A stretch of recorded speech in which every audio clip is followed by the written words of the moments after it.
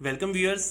आज किसी ने हमसे अपने पोर्टफोलियो को रिव्यू कराने के बारे में पूछा है, तो आज हम अपने व्यूअर का पोर्टफोलियो रिव्यू करेंगे और देखेंगे कि क्या इनका फंड सिलेक्शन सही है या इनको फंड्स में कुछ चेंजेस करने चाहिए। चलिए फ्रेंड्स, वीडियो को बिना टाइम वेस्ट किए शुरू करते हैं।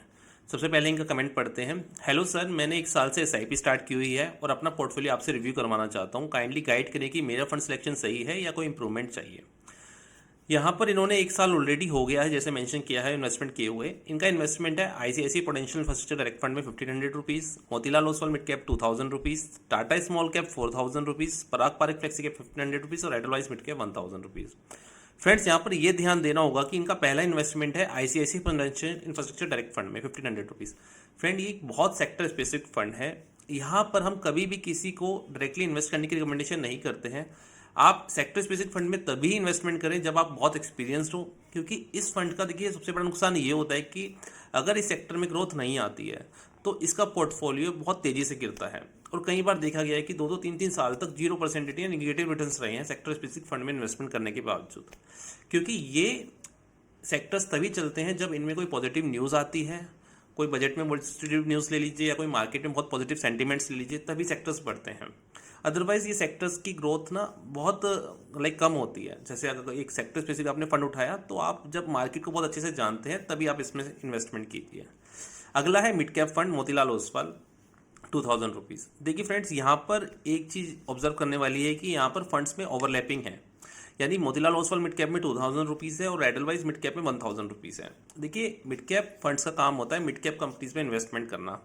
अगर आपने मिड कैप में ही इन्वेस्टमेंट करना है तो आप 2 फंड्स चूज करने की जगह आप एक ही फंड के थ्रू इन्वेस्टमेंट कीजिए।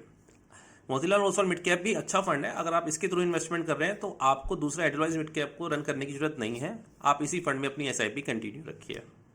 अगला फंड है इनका टाटा स्मॉल कैप 4000 रुपीज़। देखिए फ्रेंड, स्मॉल कैप में इन्होंने 4000 का इन्वेस्टमेंट किया हुआ है। स्मॉल कैप ऐसे फंड्स होते हैं जब मार्केट गिरती है तो ये बहुत तेज़ी से गिरते हैं, तो 40% इन्वेस्टमेंट स्मॉल कैप में रखना फ्रेंड्स बहुत रिस्की हो सकता है। तो यहाँ पर यही रिकमेंडेशन होगा कि अपना 4000 का इन्वेस्टमेंट आप थोड़ा कम कीजिए स्मॉल कैप में। अगर आपका टाइम होरिजन 10 साल 15 साल है तो आप इनमें कंटिन्यू रख सकते हैं। बट अगर आपका होरिजन 4 से 5 साल है तो आप स्मॉल कैप के फंड्स को कम करके आप यहाँ पर मल्टी एसेट फंड को सिलेक्ट कर सकते हैं या हाइब्रिड फंड्स को सिलेक्ट कर सकते हैं। अगला फंड है पराग पारिक फ्लेक्सी कैप 1500 रुपीज़ का। ये बहुत स्टेबल फंड्स है, जब मार्केट गिरती है तो ये फंड्स इतने नहीं गिरते, तो यहाँ पर इनका फंड सिलेक्शन सही है। और एडलवाइज मिड कैप वही ओवरलैपिंग की बात है। तो यहाँ पर देखिए, अगर मैं रिकमेंडेशन की बात करूँ तो एक तो इनको सेक्टर स्पेसिफिक फंड्स को अवॉइड करना चाहिए। मिड कैप फंड इनको एक ही रखना चाहिए। स्मॉल कैप फंड में इन्वेस्टमेंट अगर 10 से 15 साल के लिए रखना है तो ठीक है, अदरवाइज इनको मल्टी एसेट्स या हाइब्रिड फंड्स में इन्वेस्टमेंट करना चाहिए। फुल फ्लेक्सी कैप अच्छा फंड है। अच्छा फ्रेंड्स, यहाँ पर एक रिकमेंडेशन और होगी कि अगर ये 10% अमाउंट इन्वेस्ट करें गोल्ड एंड सिल्वर वाले फंड्स में, आपने पिछले 1 साल में देखा भी होगा कि गोल्ड एंड सिल्वर वाले फंड्स ने बहुत अच्छे रिटर्न्स दिए हैं, तो इनके पोर्टफोलियो को long term point of view से बहुत अच्छा पॉजिटिव फीडबैक मिलेगा।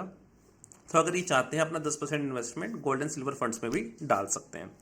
तो फ्रेंड्स, उम्मीद है आपको ये वीडियो अच्छी लगी होगी। और अगर आप भी अपना पोर्टफोलियो हमसे रिव्यू करवाना चाहते हैं तो आप अपने एसआईपी के फंड्स को टाइम होरिजन और अपना नाम लिख के कमेंट बॉक्स में मेंशन कर सकते हैं, जहां पर हम आपका पोर्टफोलियो रिव्यू करेंगे।